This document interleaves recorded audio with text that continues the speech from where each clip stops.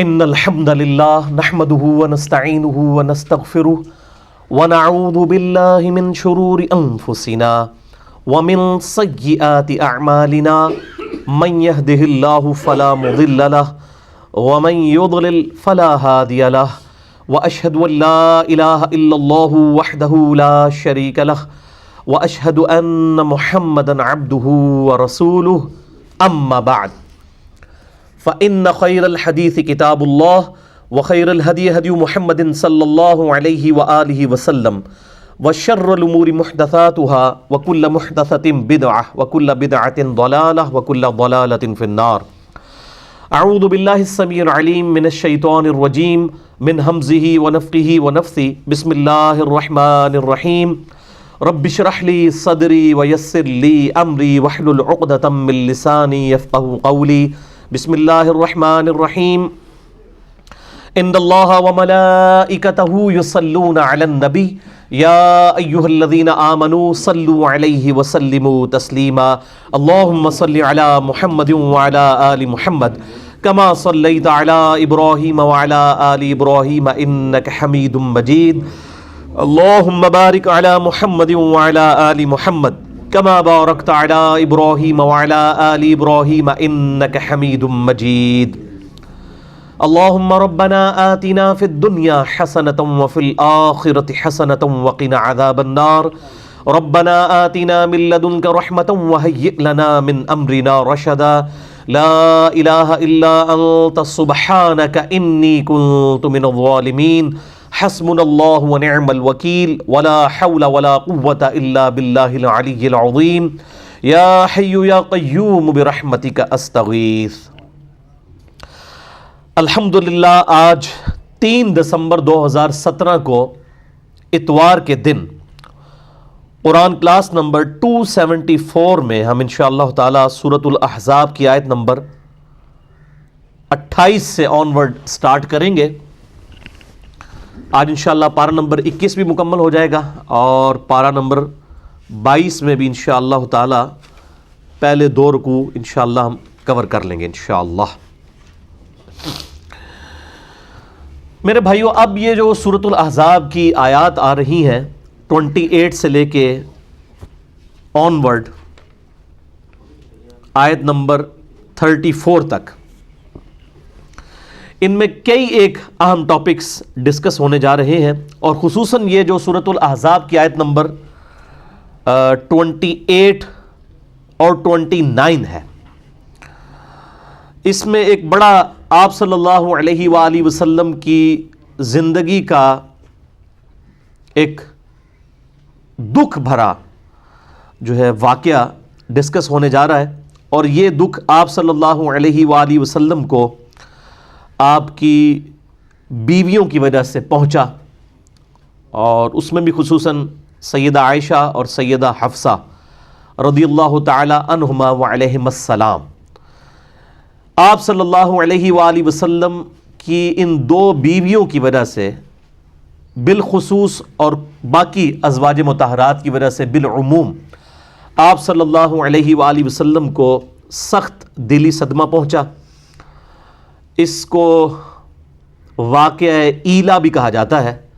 آپ صلی اللہ علیہ وآلہ وسلم اپنی بیویوں سے 1 مہینہ تک ناراض رہے، کسی بیوی کے ساتھ گفتگو نہیں کی، کسی کو اپنے قریب نہیں کیا، اور حتیٰ کہ یہ آیات سورۃ الاحزاب کی نازل ہوئی جن میں اسپیسیفکلی اللہ تعالیٰ نے نبی صلی اللہ علیہ وآلہ وسلم کی بیویوں کو جو امت کی مائیں ہیں بڑے سخت انداز میں ڈانٹا کہ ہمارے محبوب صلی اللہ علیہ وآلہ وسلم کے ساتھ اس طریقے سے مس بیہیو مت کرو. آپ صلی اللہ علیہ وآلہ وسلم کو اس نظر سے مت دیکھو کہ وہ تمہارے شوہر ہیں، بلکہ وہ اللہ کے محبوب صلی اللہ علیہ وآلہ وسلم ہے. اور ظاہر ہے کہ آپ صلی اللہ علیہ وآلہ وسلم نے پوری امت کے لیے رول ماڈل بننا تھا، تو آپ صلی اللہ علیہ وآلہ وسلم بھی انہی تکلیف سے گزارے گئے جو عموماً عام لوگ بھی جن تکلیف سے گزرتے ہیں. تبھی تو آپ صلی اللہ علیہ وآلہ وسلم اپنی امت کے لیے رول ماڈل ہیں. تو آپ صلی اللہ علیہ وآلہ وسلم کو بھی اپنی بیویوں کی وجہ سے ان کی زبان کی وجہ سے تکلیف اٹھانی پڑی، اور اسی کانٹیکسٹ میں آپ کو یاد ہوگا کہ میں نے مسئلہ نمبر 105 بھی ریکارڈ کروایا تھا آج سے تقریباً 3 سال قبل، جنید جمشید پر گستاخی کے الزام کا تحقیقی جائزہ، جس میں نے یہ بات بتائی تھی کہ جنید جمشید صاحب نے جو الفاظ استعمال کیے ان الفاظ کی انٹینسٹی کے اوپر تو گفتگو کی جا سکتی ہے، لیکن فی نفس ہی جو ان کا وہ ٹاپک تھا، وہ ٹاپک اس سے بھی زیادہ شد و مد کے ساتھ قرآن حکیم میں سورۃ الاحزاب اور سورۃ التحریم، سورۃ الاحزاب پارہ نمبر 21 میں آیت نمبر 28، اور اس کے ساتھ ہی سورۃ التحریم پارہ نمبر 28 کی جو آخری سورت ہے اس کی پہلی 5 آیات کے اندر پورے پیشن کے ساتھ وہ واقعہ ڈسکس ہوا ہے۔ آپ صلی اللہ علیہ وآلہ وسلم کو جو اپنی بیویوں کی وجہ سے تکلیف اٹھانی پڑی،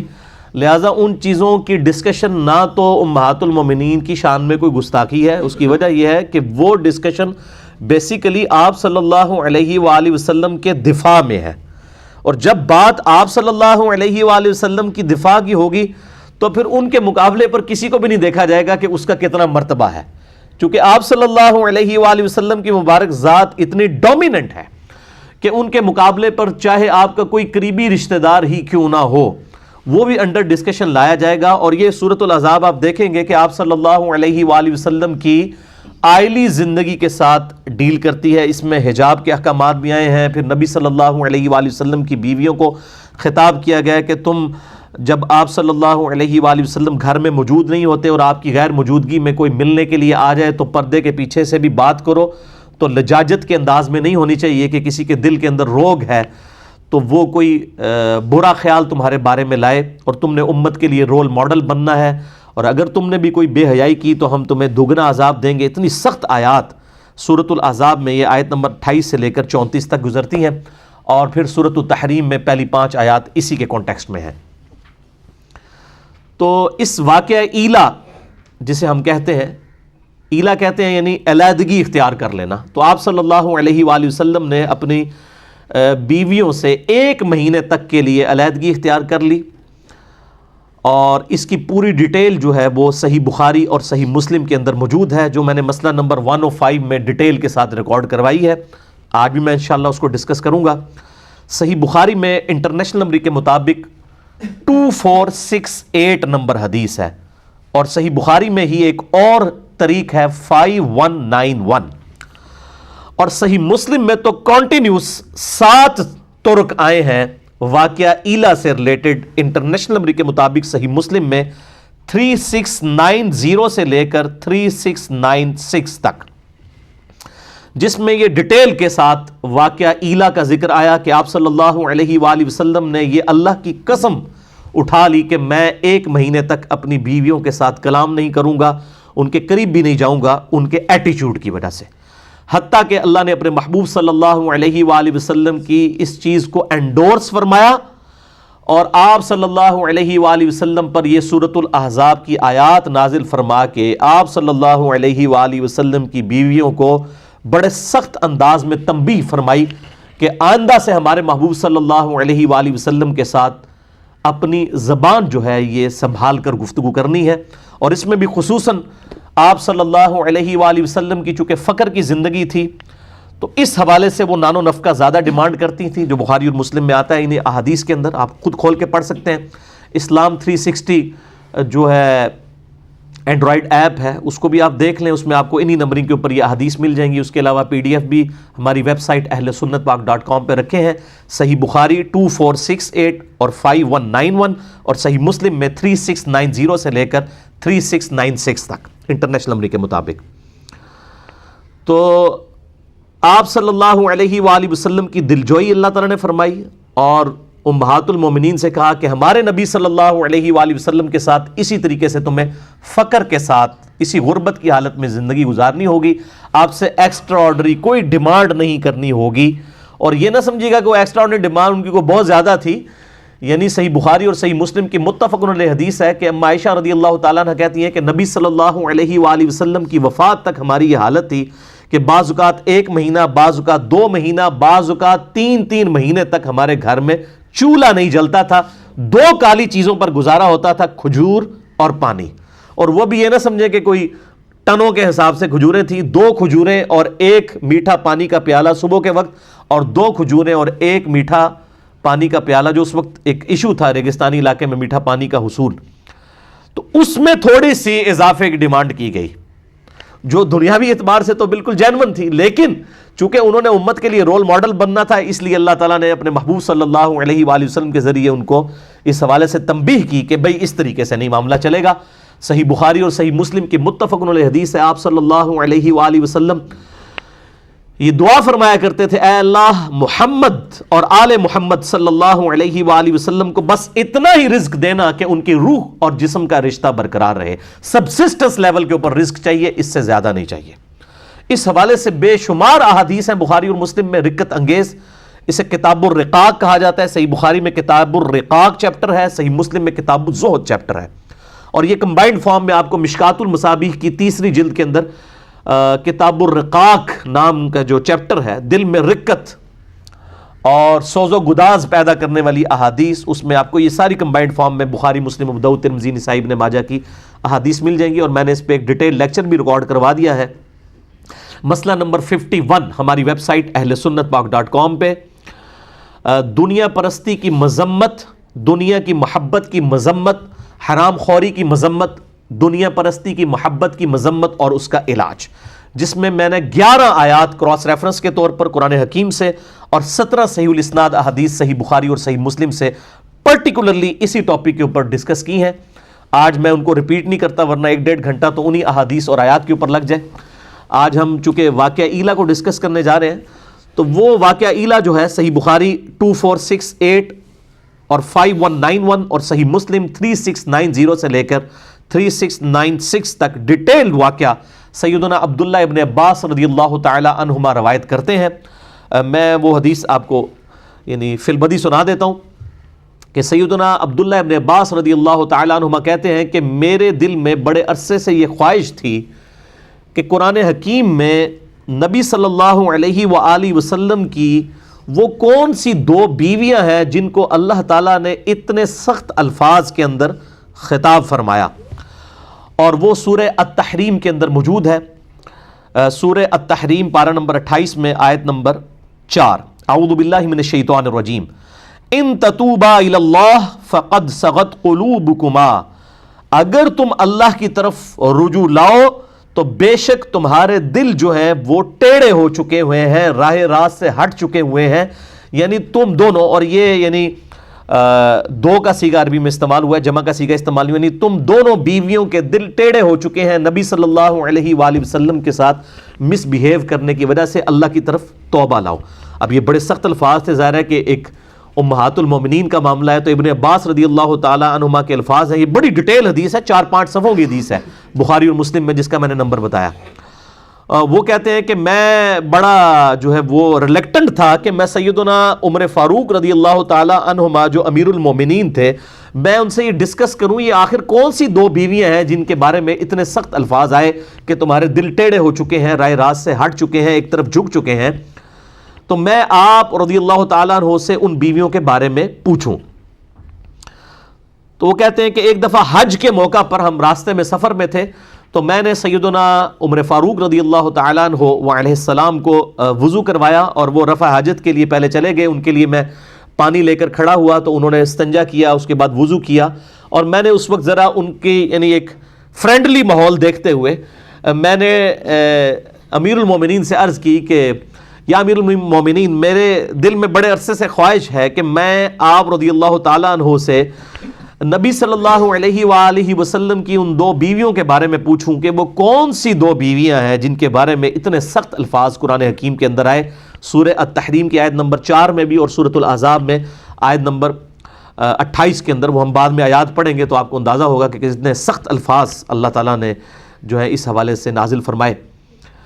تو سیدنا عمر فاروق رضی اللہ تعالیٰ عنہ نے کوئی اس میں لحاظ، کوئی گستاخی نہیں سمجھی. انہوں نے سیدھا کہا کہ عائشہ اور حفصہ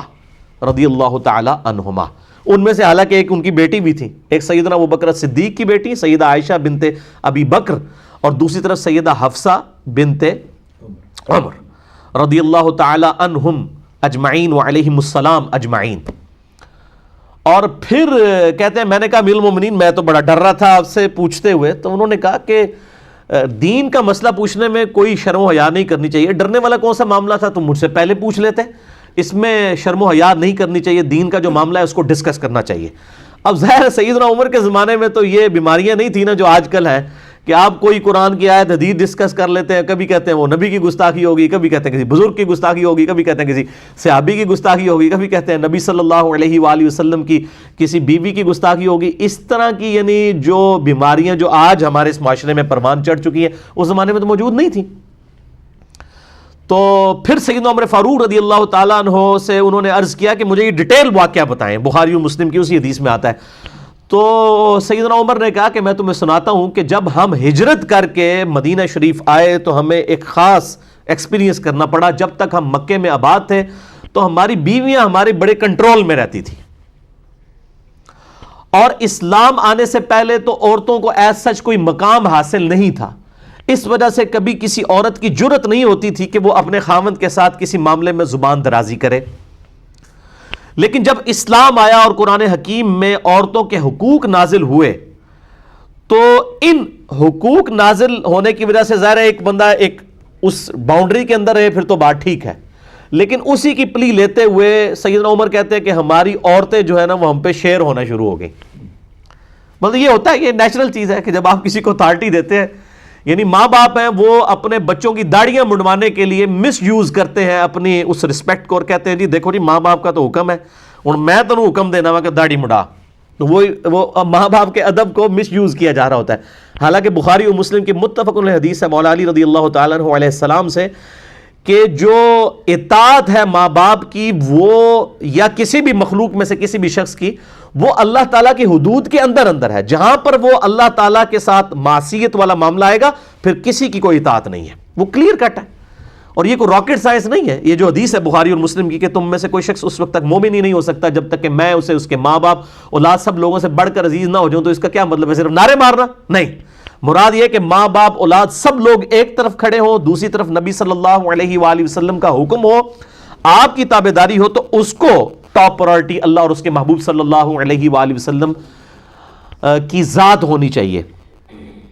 تو سیدنا عمر کہتے ہیں کہ پھر ہماری بیویاں جو ہے وہ ہم پہ شیر ہونا شروع ہو گئی, حتیٰ کہ جب ہم ہجرت کر کے مدینہ آئے تو مدینہ میں جو انصار کی عورتیں ہیں وہ پہلے ہی اپنے خاوندوں کے اوپر غالب تھیں. پھر ہماری بیویوں نے بھی جب ان کو دیکھنا شروع کیا تو ان کو ہور جنہوں کہتے ہیں نا پنجابی اللہ شیری ہو گئی, اور وہ ہمارے ساتھ یہ معاملہ کرنا شروع ہو گئی. پھر سیدنا عمر کہتے ہیں کہ ایک دن ایسا ہوا کہ میری بیوی نے ایک مسئلے میں میرے ساتھ زبان درازی کی, تو میں نے اسے ڈانٹا کہ تیری کیا جرت ہے کہ تو میرے ساتھ اس لہجے میں بات کر رہی ہے. تو سیدنا عمر کی بیوی نے آگے سے کہا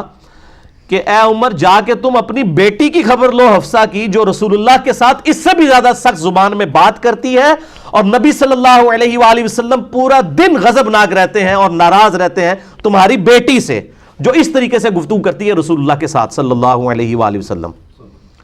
اب سیدنا عمر وہ میٹھے میٹھے مسلمان تو نہیں تھے نا, وہ تو بالکل اسٹریٹ فارورڈ مسلمان تھے. انہوں نے کہا سیدھی تیسی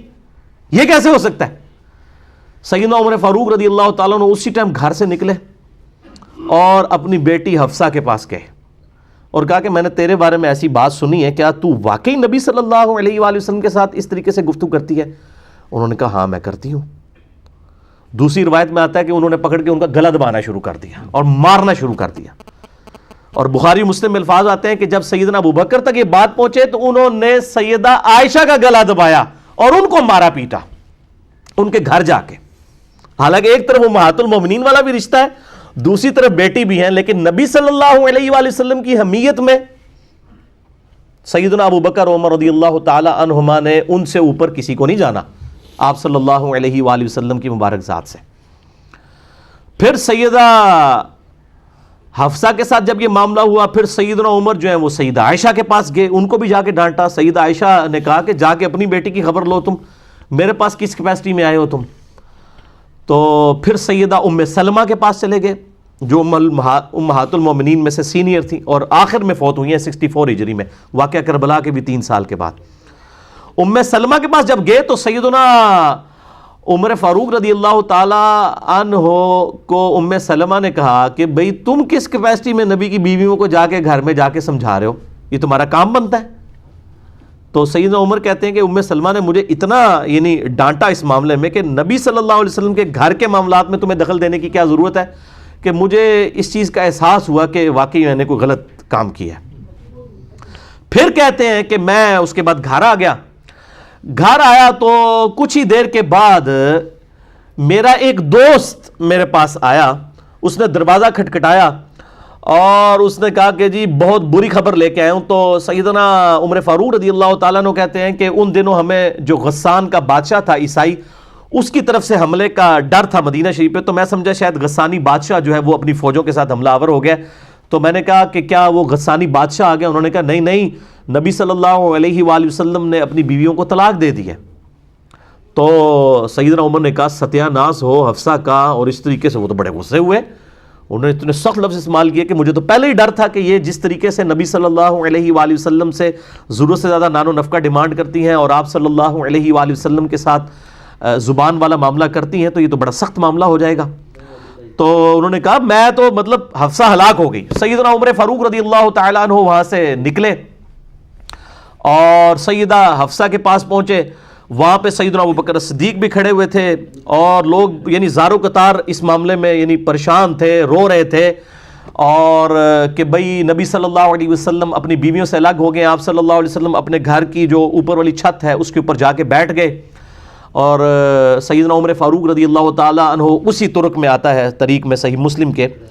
کہ جا کے انہوں نے سیدہ حفصہ کو بھی مارا، اور سیدنا ابوبکر صدیق نے جا کے سیدہ عائشہ کو مارا کہ تم نے اس طریقے سے حرکت کیوں کی ہے۔ اور پھر سیدنا عمر جو ہے اجازت لے کے نبی صلی اللہ علیہ وسلم کی خدمت میں حاضر ہوئے، سیڑھیاں چڑھ کے اوپر گئے اور انہوں نے جو گھر کا نقشہ کھینچا ہے، یقین کریں انسان کی آنکھوں میں آنسو آ جاتے ہیں۔ گھر میں کوئی بھی چیز نہیں سوائے ایک چمڑے کا تکیہ جس کے اندر کھجور کے جو ہے وہ پتے بھرے ہوئے ہیں، اور آپ صلی اللہ علیہ وسلم نے ایک تہمت پہنی ہوئی ہے، اوپر بھی کوئی چادر نہیں ہے، نہ کوئی قمیض ہے،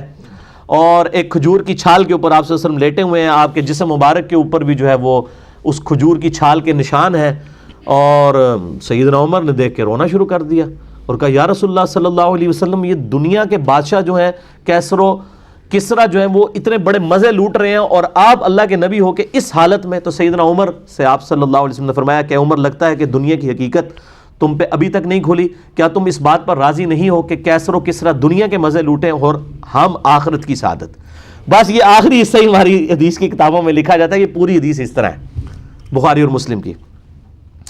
بہرحال پھر انہوں نے سیدنا عمر کہتے ہیں کہ نبی صلی اللہ علیہ وآلہ وسلم انتہائی غمناک تھے، تو میں نے کوشش کی کہ میں کوئی ایسی بات کروں کہ آپ کو ہنساؤں۔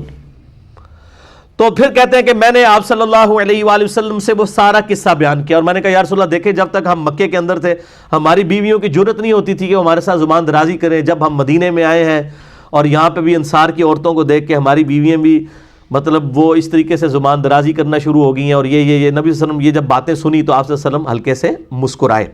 ان کی ان باتوں کی وجہ سے کہ بھئی یہ تو ریئلٹی بیان کر رہا ہے، ایسا ہی ہوا ہے۔ اور پھر اسی طریقے سے پھر انہوں نے بتایا کہ میں نے تو اس طرح کیا حفصہ کے ساتھ، اور پھر میں جو وہ ام سلمہ کے پاس گیا تو ام سلمہ نے مجھے کہا کہ تجھے کیا ضرورت تھی نبی کے گھر میں دخل دینے کی؟ تو پھر سیدنا عمر کہتے ہیں کہ مجھے بڑی شرمندگی ہوئی، تو اس بات پہ بھی نبی صلی اللہ علیہ وآلہ وسلم بڑے مسکرائے کہ شرمندگی اس بات پہ بھی کہ میں نے اپنی بیٹی کو کیوں مارا ہے جا کے، نبی صلی اللہ علیہ وسلم اس بات پہ مسکرائے کہ نبی صلی اللہ علیہ وسلم کی مبارک عزت کا اس قدر سیدنا عمر کو خیال ہے کہ انہوں نے اپنی بیٹی کو مارا، اور پھر مارنے کے بعد حالانکہ مارنا باپ اپنی بیٹی کو مار رہا تھا، لیکن اس کے بعد ان کو اس چیز کا احساس ہوا کہ مجھے یہ کام نہیں کرنا چاہیے تھا۔ نبی صلی اللہ علیہ وآلہ وسلم نے بعض معاملات کے اندر جو ہے وہ مطلب مسکراہٹ کا اظہار فرمایا اور ساتھ ساتھ اپنا سر مبارک بھی ہلایا۔ پھر یہ ساری تمہید بنا کے نبی صلی اللہ علیہ وآلہ وسلم سے سیدنا عمر نے پوچھا یا رسول اللہ صلی اللہ علیہ وآلہ وسلم کیا آپ نے اپنی بیویوں کو طلاق دے دی ہے؟ تو آپ صلی اللہ علیہ وآلہ وسلم نے فرمایا کہ میں نے طلاق نہیں دی ہے، میں نے ان سے علیحدگی اختیار کر لی ہے 1 مہینے کے لیے، اور وہ 1 مہینے تک کے لیے پھر آپ صلی اللہ علیہ وآلہ وسلم نے علیحدگی اختیار کی، حتیٰ کہ پھر سورۃ الاحزاب کی یہ آیت نمبر 28 اور 29 نازل ہوئیں، سورہ التحریم کی آیات نازل ہوئیں، جن کے اندر کیٹاگوریکل مینشن کر دیا گیا کہ اگر ہمارے محبوب صلی اللہ علیہ وآلہ وسلم کے ساتھ تم رہنا چاہتی ہو تو یہ بات یاد رکھو کہ اسی طریقے سے فقر کی زندگی گزارنی ہوگی، اور اسی طریقے سے تم نے امت کے لیے رول ماڈل بننا ہے۔ ایسا نہ ہو کہ تم نبی صلی اللہ علیہ وآلہ وسلم کے ساتھ مس بیہیو کرو، یہ بالکل نہیں ہونا چاہیے۔ اور اگر تم اس طریقے سے گزارا نہیں کرنا چاہتی ہو تو ہم اپنے نبی کو یہ اختیار دیتے ہیں کہ وہ تمہیں طلاق دے کے فارغ کر دے۔ اللہ تعالیٰ اپنے نبی کو تم سے بہتر بیویاں عطا فرمائے گا، تم سے زیادہ عبادت گزار ہوں گی، روزے رکھنے والیاں ہوں گی، اور ذکر کرنے والیاں ہوں گی، کنواریاں بھی ہوں گی، اور بیوہ بھی ہوں گی۔ اس طرح کے سارے الفاظوں میں انشاءاللہ کراس ریفرنس کے طور پہ آیات سورہ التحریم کی بھی کور کرتا ہوں۔ اور اس طریقے سے پھر نبی صلی اللہ علیہ وآلہ وسلم 29 دن جب مکمل ہوئے تو آپ صلی اللہ علیہ وآلہ وسلم اپنے گھر کی چھت سے نیچے اترے، اور پھر آپ صلی اللہ علیہ وسلم سیدہ عائشہ کے پاس آئے اور کہا کہ یہ اللہ تعالیٰ نے قرآن میں آیات نازل فرمائی ہے کہ چاہو تو میرے ساتھ رہو، ادروائز میں تمہیں آزاد کرتا ہوں، طلاق دیتا ہوں، تم چلی جاؤ۔ تو سیدہ عائشہ نے کہا کہ میرے ماں باپ آپ پہ قربان، یہ کیسے ہو سکتا ہے کہ میں آپ کے مقابلے پر دنیا کو اختیار کروں، میں اللہ، اس کا رسول اور آخرت کا گھر چاہتی ہوں۔ اور پھر آپ صلی اللہ علیہ وآلہ وسلم نے سیدہ حفصہ کے سامنے بھی یہ معاملہ رکھا، اور پھر کہا کہ اپنے ماں باپ سے مشورہ کر لو، لیکن انہوں نے کہا ہم نے مشورہ کیا کرنا ہے، ہم اللہ اور اس کا رسول اور آخرت کا گھر چاہتی ہیں۔ یہی الفاظ قرآن حکیم کے اندر موجود ہیں جو آفر دی گئی تھی۔ تو یہ میرے بھائیوں پورے کا پورا واقعہ تھا، اسے واقعہ ایلا کہا جاتا ہے۔ یہ آپ صلی اللہ علیہ وآلہ وسلم کی زندگی کا بڑا اہم ترین واقعہ ہے، اور اس کی امپورٹنس کا اندازہ آپ اس چیز سے لگائیں کہ اللہ تعالیٰ نے اس واقعے کو قرآن میں ڈسکس کیا ہے۔ احادیث میں تو اس کی ڈیٹیلز آئیں، لیکن اس کا بلو پرنٹ، ابتدائی خاکہ قرآن کے اندر من ون اسی طریقے سے موجود ہے۔ اور یہ بڑا حیران کن معاملہ ہے کہ اللہ تعالیٰ نے اپنے محبوب صلی اللہ علیہ وآلہ وسلم کی عزت اور توقیر کی خاطر بالکل اس چیز کا خیال نہیں کیا کہ آپ کی بیویاں قیامت تک ڈسکس ہوں گی، اس حوالے سے کہ جو انہوں نے نبی صلی اللہ علیہ وآلہ وسلم کے ساتھ اس طریقے سے زبان کے معاملے میں احتیاط نہیں کی۔ اللہ تعالیٰ نے اس چیز کا خیال نہیں فرمایا، کیونکہ آپ صلی اللہ علیہ وآلہ وسلم امت کے لیے رول ماڈل ہیں۔ آپ صلی اللہ علیہ وآلہ وسلم کی بیویاں امت کی عورتوں کے لیے رول ماڈل ہیں۔ آپ صلی اللہ علیہ وآلہ وسلم کی بیٹیاں امت کی عورتوں کے لیے رول ماڈل ہیں، لہٰذا وہ اسی طریقے سے ڈسکس ہوں گی اور قیامت تک ڈسکس ہوں گی۔ لیکن ہمارے ہاں آپ کو پتہ ہے کہ خاص مکتبہ فکر ہے جن کو بچپن سے یہ پٹی پڑھا دی گئی ہے کہ آپ نے کوئی بھی بات اس طریقے سے کی جس میں انبیاء کرام علیہ السلام یا صحابہ کرام علیہ رضوان یا امہات المومنین کے بارے میں جو اللہ تعالیٰ نے قرآن حکیم میں ڈسکشن کی ہے، ان کی کمزوریوں کے بارے میں اس کو ڈسکس کرنا گستاخی شمار کیا جائے گا۔ میرا خیال ہے یہ عقیدہ پروپیگیٹ کرنا اور اس کو بیان کرنا بذات خود ہی کفر کے کیٹیگری میں لے جائے گا، کیونکہ are you trying to teach your God, کیا اپنے خدا کو آپ یہ ٹیچ کرنا چاہتے ہیں کہ قرآن حکیم میں یہ آیات کیوں نازل فرمائی؟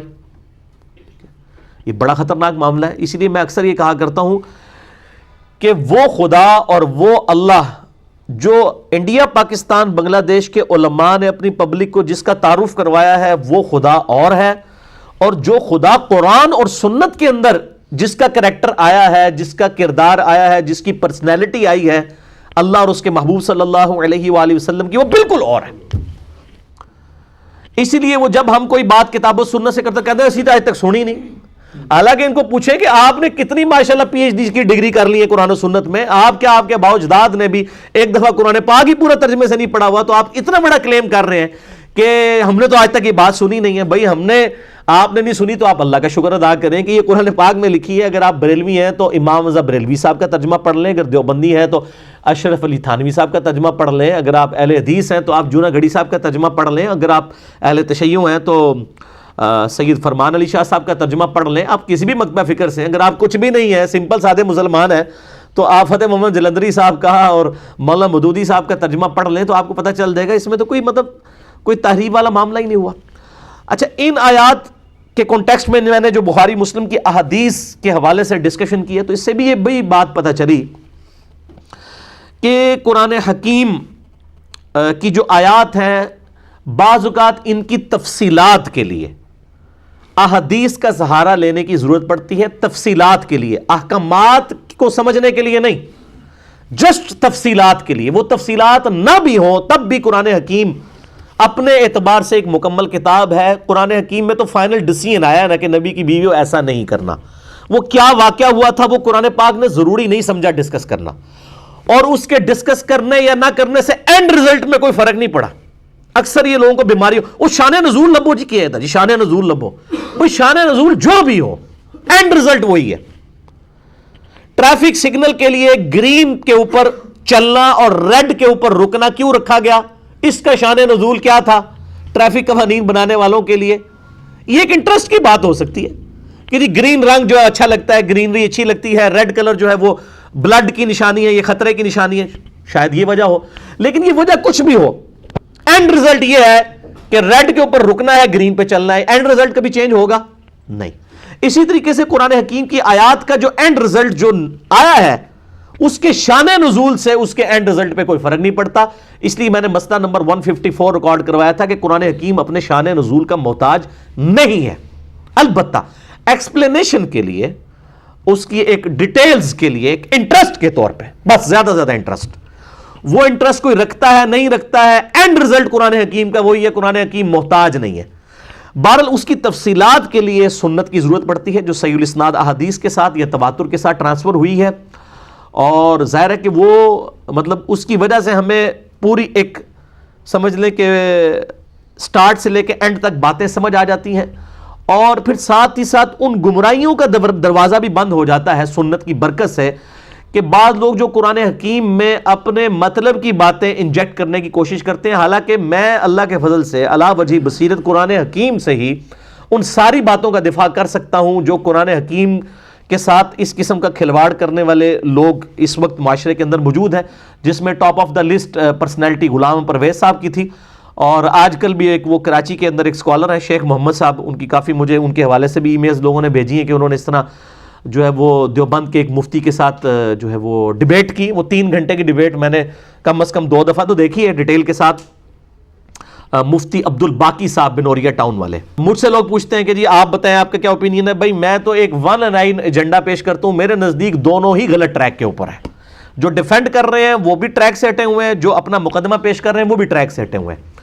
باقی رہا ان کے اوپر لیکچرز ریکارڈ کروانا اور ایک ایک چیز کو ڈسکس کرنا، تو سب سے پہلے تو وہ علماء جو مطلب آگے تعارف کرواتے ہیں کہ ہم نے جی پی ایچ ڈی کی ہے، اتنا عرصہ ہم نے قرآن پہ لگایا ہے، اور ان کو اس طریقے سے وہ بندہ بے عزت کرتا ہے ایک عام آدمی جس نے قرآن کے اوپر تحقیق کی ہے، تو اب یہ علماء کے لیے لمحہ فکری ہے نا کہ وہ کیوں بے عزت ہو رہے ہیں ان لوگوں کے ہاتھوں، تو یہ علماء خود جواب دیں نا۔ تو ہارڈلی اس کے 3000 کے قریب سبسکرائبرز ہیں، اس ویڈیو کو خیر کوئی 3 لاکھ کے قریب لوگ دیکھ چکے ہیں، ادروائز تو ایز سچ یہ 92 سے لیکچرز دے رہے ہیں شیخ محمد صاحب، ایز سچ ان کو اس طریقے سے پذیرائی حاصل نہیں ہوئی ہے، ظاہر ہے کہ وہ ایک مین سٹریم کی لائن سے ہٹے ہوئے ہیں، باقی جو ان کی پازیٹیو چیزیں ہیں میں اس کو انڈورس کرتا ہوں۔ لیکن مجھ سے لوگ کہہ رہے تھے، تو میں ابھی مجھے اچانک اس کے حوالے سے یاد آ گیا، تو ضرورت نہیں ہے سچ اس اعتبار سے ڈیٹیل کے ساتھ چیزیں ریکارڈ کروانے کی، کئی چیزیں بالکل واضح ہوتی ہیں وہ پتہ چل جاتی ہیں، باقی انشاءاللہ تعالی ہمارے لیکچر خود بخود جواب بن جاتے ہیں ان چیزوں کے، کہ چیزوں کو کنٹیکسٹ کے ساتھ بسا اوقات تفصیلات کے لیے میں بار بار کہوں گا، میں قرآن حکیم کو کسی حدیث کا محتاج نہیں سمجھتا ہوں as far as rules of Quran Hakim are concerned, اور میں اس چیز کو قرآن حکیم کی جو ہے توہین سمجھتا ہوں کہ اگر کوئی شخص کہے کہ قرآن جو ہے وہ سمجھنے کے لیے احادیث کا محتاج ہے، ناٹ ایٹ آل، تفصیلات کے لیے ایک انٹرسٹ کے طور پہ ضرور ہے، باقی قرآن حکیم میں جو رولز آئے ہیں من و عن اسی طریقے سے وہ قبول کیے جائیں گے۔ باقی یہ کہنا قرآن حکیم میں نماز کا طریقہ نہیں آیا، تو میرے بھائی قرآن حکیم کا ٹاپک یہ نہیں ہے نا، قرآن حکیم کا ٹاپک عقائد ہے، تو اس میں ظاہر ہے نماز کا طریقہ تو نہیں ہوگا، ہاں رکوع کا سجود کا ذکر ہے، لیکن پورے کا پورا بلو پرنٹ تو نہیں ہوگا، وہ تو نماز کا پورا طریقہ تو کسی ایک حدیث کی کتاب میں بھی نہیں آیا، ہمیں درجنوں احادیث کی کتابوں کو جمع کر کے میں نے ریسرچ پیپر نمبر 8 لکھا ہے، مکمل نماز محمدی صلی اللہ علیہ وآلہ وسلم،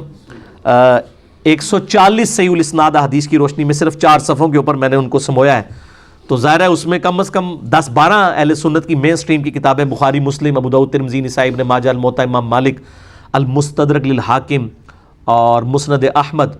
ان سب کو کمبائنڈ کر کے ایک پورے کا پورا ایک سٹرکچر پیش کی گئی ہے نا، تو اس اعتبار سے یہ بات نہیں کرنی چاہیے۔ مسئلہ نمبر 154 میرا ایک بڑا زندگی کا اہم ترین لیکچر ہے، جس میں نے بتایا کہ قرآن حکیم شان نزول کا محتاج نہیں ہے، اور باقی اسی طریقے سے بعض لوگ یہ بھی کہتے ہیں کہ جناب یہ جو آیات ہیں یہ تو کافروں کے بارے میں نازل ہوئی ہیں، ان کو مسلمانوں کے اوپر نہیں آپ تھوپ سکتے، یہ مسلمانوں کے بارے میں نازل ہوئی ہیں. یہ جو دھوکے دیے ہوئے ہیں نا, ان کا بھی میں نے پورے کا پورا رد جو ہے مسئلہ نمبر 154 میں کیا ہے. جسے شوق ہو تو وہ ضرور دیکھیں. اب یہ آپ دیکھ لیں, تقریباً 35 منٹ کی مجھے صرف تمہید بنانی پڑی ہے ان آیات کو کور کرنے کے لیے. تو میں نے تو 48 نمبر آیت تک پہنچنا تھا, لیکن اب بمشکل یہی آیات ہی کور ہوں گی کراس ریفرنس کے طور پہ. جو باقی آیات ہیں وہ بھی انشاءاللہ ہم ڈسکس کریں گے. بہرحال سیدنا عمر فاروق رضی اللہ تعالیٰ عنہ نے نبی صلی اللہ علیہ وآلہ وسلم کو اس واقعے میں یہ بھی بات آتی ہے کہ تسلی دی, اور واقعہ ایلا کے موقع پر کہا یا رسول اللہ صلی اللہ علیہ وآلہ وسلم, آپ کی بیویاں اگر آپ کے خلاف یوں جتھا بنا کے اکٹھی ہو گئی ہیں تو آپ ان کو چھوڑ دیجئے, طلاق دے دیجئے. آپ کے لیے اللہ اور اس کا رسول اور اس کے فرشتے اور جبرائیل اور ابو بکر اور عمر ہی کافی ہیں. یہ سیدنا عمر کے الفاظ تھے, اور قرآن حکیم میں من و عن اسی طریقے کی آیت بھی نازل ہو گئی سورہ التحریم کے اندر. پہلے وہ آیت پڑھتے ہیں, اس کے بعد ہم سورۃ الاحزاب کی آیت نمبر 28 سے آنورڈ کور کرتے ہیں. سورہ التحریم نکال لیں, پارہ نمبر 28 کی آخری سورت ہے. آپ کا جو بلو والا قرآن حکیم ہے اس میں پیج نمبر ہے 561 آیت نمبر 4. اعوذ باللہ من الشیطان الرجیم, بسم اللہ الرحمن الرحیم. ان تتوبا الی اللہ, اگر تم دونوں نبی صلی اللہ علیہ وآلہ وسلم کی بیویاں, یہ پیچھے کانٹیکسٹ چل رہا ہے سورہ التحریم میں, وہ مسئلہ نمبر 105 آپ جنید جمشید کے دفاع پہ جو میں نے دیا تھا وہ آپ دیکھ لیں. اگر تم دونوں اللہ کی طرف توبہ لاؤ, ان تتوبا الی اللہ فقد صغت قلوبکما,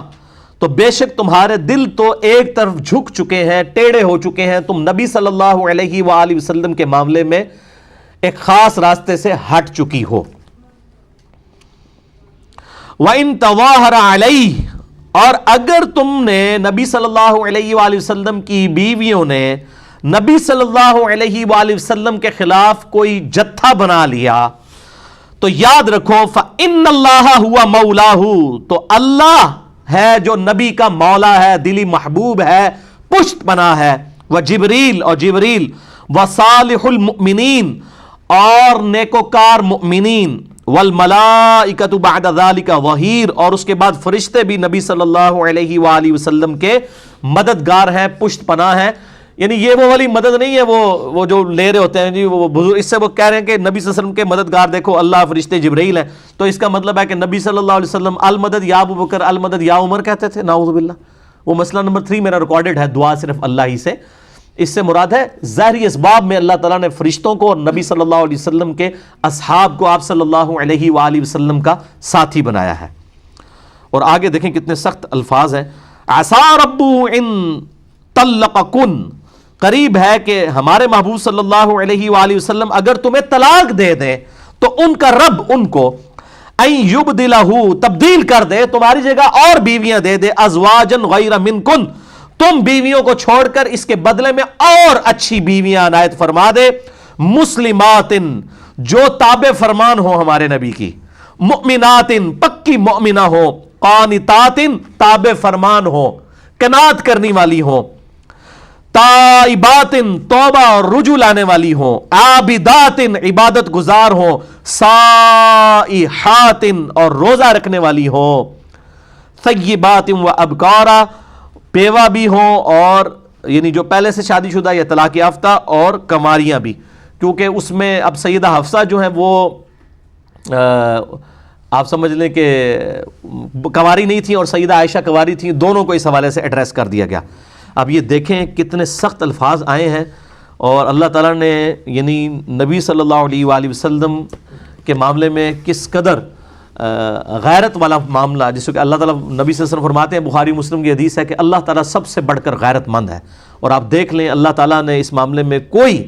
ایسا معاملہ نہیں کیا کہ اس کو پس پش ڈال دیا جائے. اب وہ آپ سورۃ الاحزاب کی آیت نمبر 28 آنورڈ, اب آپ کو ان آیات کی انٹینسٹی کا سمجھ آئے گا کہ یہ بات کیا ہو رہی ہے.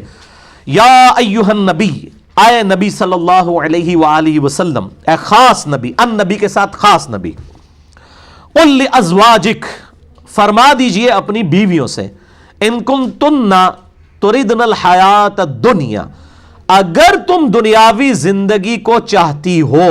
وزینتہا, اور اس کی آرائش کو, فتعالین امتعکن وَأُسَرِّحْكُنَّ سَرَاحًا جَمِيلًا، تو آؤ میں تمہیں دنیا کا مال و متاع دے کر بڑی خوبصورتی کے ساتھ اپنے نکاح سے فارغ کر دیتا ہوں۔ کتنی سخت دھمکی ہے۔ اور بخاری مسلم میں الفاظ ہیں، سیدنا عمر کہتے ہیں کہ اللہ تعالیٰ نے نبی صلی اللہ علیہ وآلہ وسلم کی بیویوں کو اس معاملے میں ڈانٹ پلائی۔ اتنے سخت الفاظ ہیں سیدنا عمر کے، یہ میرے ذاتی الفاظ نہیں ہیں۔ اللہ اکبر۔ وَإِن كُنتُنَّ تُرِيدْنَ اللَّهَ وَرَسُولَهُ وَالدَّارَ الْآخِرَةَ، اور اگر تم خواہش مند ہو اللہ اور اس کے رسول اور آخرت کے گھر کو، یعنی اللہ اور اس کا رسول عز و جل و صلی اللہ علیہ وآلہ وسلم اور آخرت کا اگر گھر چاہتی ہو، یعنی ظاہر ہے کہ دنیا تو پھر آپ کو چوپڑیاں نہ دو تو نہیں ہوگا نا، یعنی دنیا کی قربانی تو کرنی پڑے گی۔ اگر تم اللہ اور اس کے رسول صلی اللہ علیہ وآلہ وسلم اور آخرت کے گھر کو چاہتی ہو، پھر کیا کرنا ہوگا؟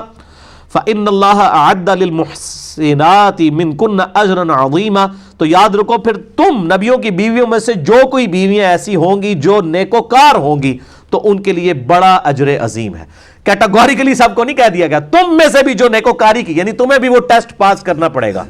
یہ نہیں ہے کہ نبی علیہ السلام کی نسبت کی وجہ سے تمہیں جو ہے وہ چھوٹ مل جائے گی، نہیں، بلکہ سورہ التحریم کا تو جو اینڈ ہوا ہے وہ تو بڑے سخت الفاظ میں ہوا ہے کہ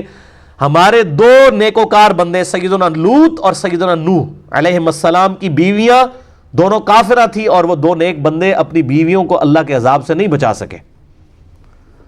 تو بیسیکلی اس کی طرف اشارہ تھا کہ یہاں پہ بھی سیدہ عائشہ اور سیدہ حفصہ رضی اللہ تعالی عنہما وعلیہم السلام اگر یہ سمجھتی ہیں کہ نبی صلی اللہ علیہ وآلہ وسلم کے ساتھ رشتہ ان کے کچھ کام آ جائے گا اگر انہوں نے نبی صلی اللہ علیہ وآلہ وسلم کے ساتھ بفرض محال خیانت والا معاملہ کیا، تو ایسا معاملہ وہاں پہ آتا ہے کہ لوط اور نوح کے ساتھ خیانت کی انہوں نے، وہ تو کافرہ تھی نا، بے حیائی والا معاملہ تو نبی کی بیوی کے معاملے میں ہو ہی نہیں سکتا، چاہے وہ کافرہ بھی رہی ہیں بیویاں نبیوں کی، لیکن ان میں سے کوئی یعنی بے حیائی والا معاملہ کسی کے ساتھ نہیں تھا۔ اور یہاں پہ تو الحمدللہ بخاری کے اندر حدیث موجود ہے، سیدنا عمار ابن یاسر رضی اللہ تعالیٰ عنہما کو جب مولا علی رضی اللہ تعالیٰ عنہ علیہ السلام نے جنگ جمل کی تیاری کے لیے بھیجا کوفے میں، تو سیدنا حسن جو ہے وہ ممبر کے اوپر والی سیڑھی پہ تھے اور سیدنا عمار ابن یاسر نیچے تھے، اور انہوں نے کہا کہ سیدہ عائشہ بصرہ سے روانہ ہو چکی ہیں، اللہ کی قسم وہ دنیا اور آخرت میں تمہارے نبی کی بیوی ہیں، لیکن اللہ نے تمہیں آزمائش میں ڈالا ہے کہ تم اللہ کی اطاعت کرتے ہو یا عائشہ کی اطاعت کرتے ہو، کیونکہ امیر المومنین سیدنا علی کی اطاعت اللہ کی اطاعت ہے، یا ایھا الذین آمنوا اطیعوا اللہ واطیعوا الرسول واولی الامر منکم، اللہ اس کے رسول کی اطاعت کرو جو تم میں حکمران ہے، تو امیر المومنین سیدنا علی ہیں، ان کی اطاعت اللہ کی اطاعت ہے۔ عائشہ کا مرتبہ ختم نہیں ہو گیا، وہ دنیا اور آخرت میں تمہارے نبی کی بیوی ہے، لیکن اللہ تمہیں آزمائش میں ڈال رہا ہے کہ تم عائشہ کی اطاعت کرتے ہو یا اللہ کی اطاعت کرتے ہو۔ تو وہاں پر بھی حالانکہ اختلافی خطبہ ہو رہا ہے، اس میں بھی انہوں نے رسپیکٹ کا خیال رکھا کہ سیدہ عائشہ دنیا اور آخرت میں نبی صلی اللہ علیہ وآلہ وسلم کی بیوی ہیں، اور قربان جائے امام بخاری نے سیدہ عائشہ کے فضائل والے چیپٹر میں یہ حدیث لی ہے، اور آدھی حدیث نہیں لی ہے کہ عائشہ دنیا اور آخرت میں نبی کی بیوی ہیں، پورا انہوں نے لکھا کہ اللہ نے تمہیں آزمایا ہے کہ تم عائشہ کی اطاعت کرتے ہو یا اللہ کی اطاعت کرتے ہو۔ علی کے ساتھ کھڑا ہونا گویا اللہ کے ساتھ کھڑا ہونا ہے۔ تو دنیا اور آخرت میں نبی صلی اللہ علیہ وآلہ وسلم کی بیویاں ہماری مائیں، جو اسی صورت کے شروع میں بھی آ گیا تھا، النبی اولا بالمؤمنین من انفسہم وازواجہ امہاتہم، نبی صلی اللہ علیہ وآلہ وسلم مومنین کی جانوں پر ان کی جانوں سے بڑھ کر حق رکھتے ہیں، اور نبی کی بیویاں امت کی مائیں ہیں، الحمدللہ۔ یا نساء النبی، اے نبی صلی اللہ علیہ وآلہ وسلم کی بیویوں، من یأتی منکن بفاحشۃ مبینہ، تم میں سے جس کسی نے بھی کھلی بےہودگی کا ارتکاب کیا، کسی بد اخلاقی کا ارتکاب کیا، یضاعف لہ العذاب ضعفین، تو اللہ تعالیٰ تمہیں دگنا عذاب دے گا۔ یہ نہیں ہوگا کہ نبی کی نسبت کی وجہ سے کوئی ریلیکسیشن مل جائے، چونکہ تمہارا مرتبہ بہت بلند ہے، تمہارے لیے عذاب بھی ڈبل ہوگا اگر تم نے کوئی غیر اخلاقی حرکت کی۔ وَكَانَ ذَلِكَ عَلَى اللَّهِ يَسِيرًا، اور یہ اللہ کے لیے بہت آسان ہے،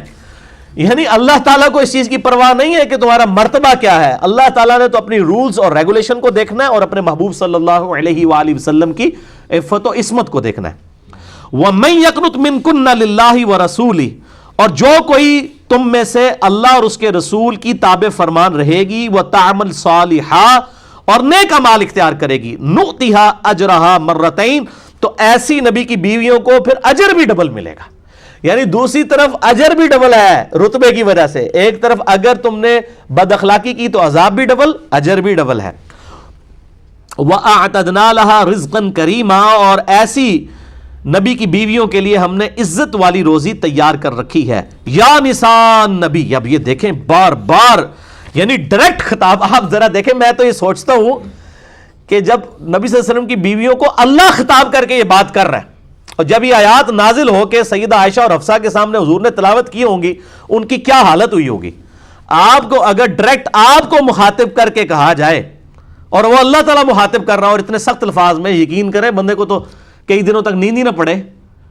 کہ کیا ہم سے غلطی ہو گئی ہے۔ یہ دیکھیں بار بار یا نساء نبی کی بیویوں، ڈائریکٹ اللہ تعالیٰ خود خطاب فرما رہا ہے، حضور کے ذریعے نہیں، خود ڈائریکٹ۔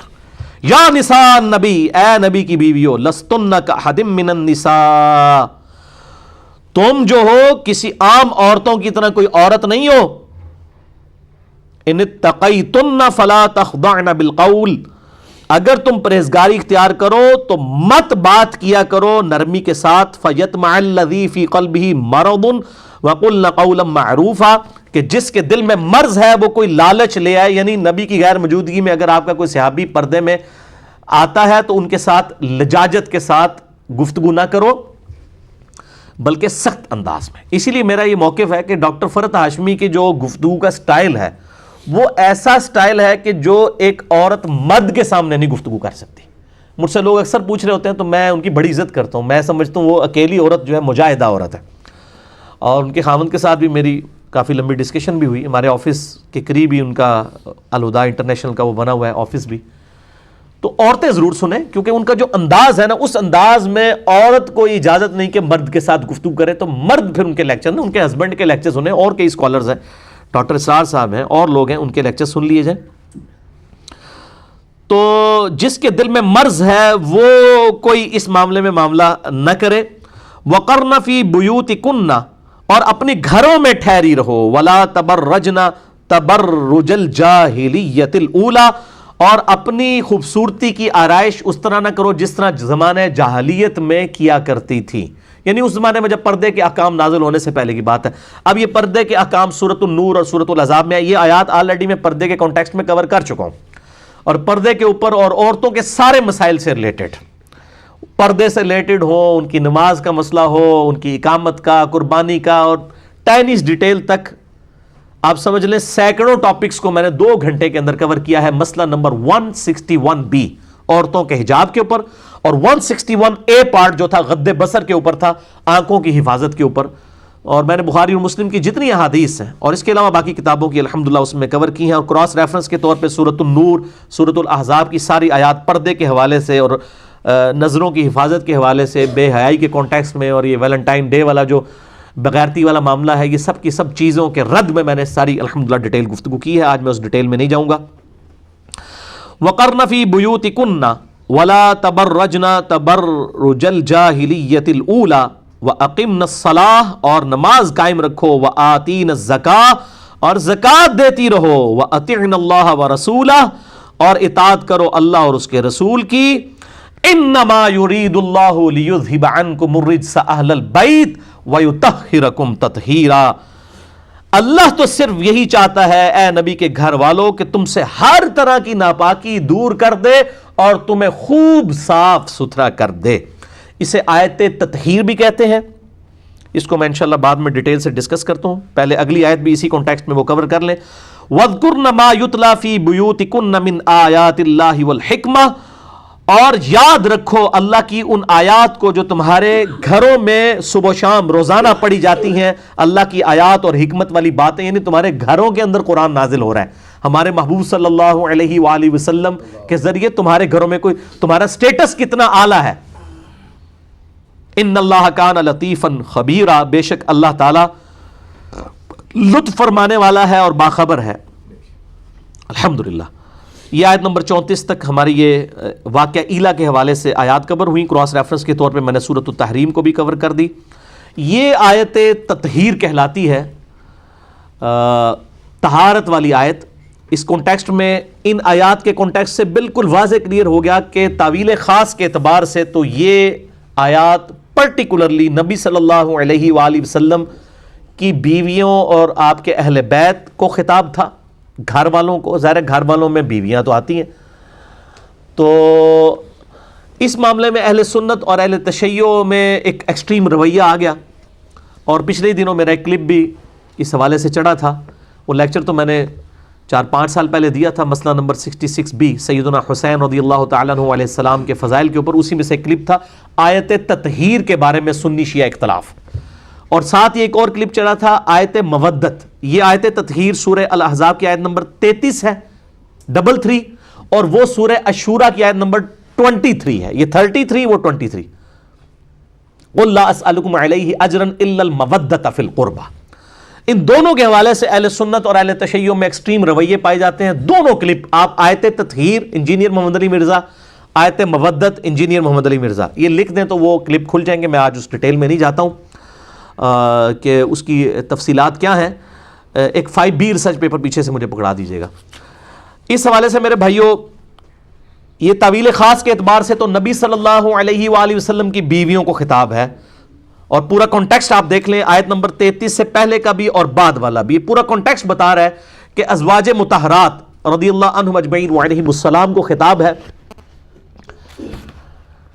لیکن اللہ تعالیٰ کے محبوب صلی اللہ علیہ وآلہ وسلم نے اس حوالے سے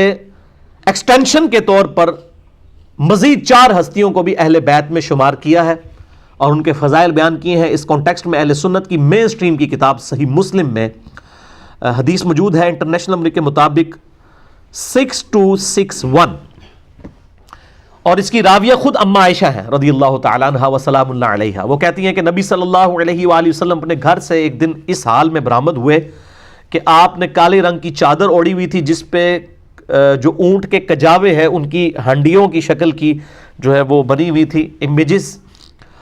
اور اتنے میں سیدنا حسن آئے تو نبی صلی اللہ علیہ وآلہ وسلم نے ان کو اپنی چادر کے نیچے لیا. پھر سیدنا حسین آئے، ان کو بھی لیا. پھر سیدہ فاطمہ آئی، اور پھر سیدنا علی آئے رضی اللہ عنہم اجمعین وعلیہم السلام. ان چاروں کو اپنے ساتھ چادر کے نیچے لیا، اور پھر آپ نے یہی آیت تلاوت کی، انما یرید اللہ لیذھب عنکم الرجس اہل البیت ویطہرکم تطہیرا. اے نبی کے گھر والو، اللہ تعالیٰ تو چاہتا ہے تم سے ہر طرح کی ناپاکی دور کر دے اور تمہیں خوب صاف ستھرا کر دے.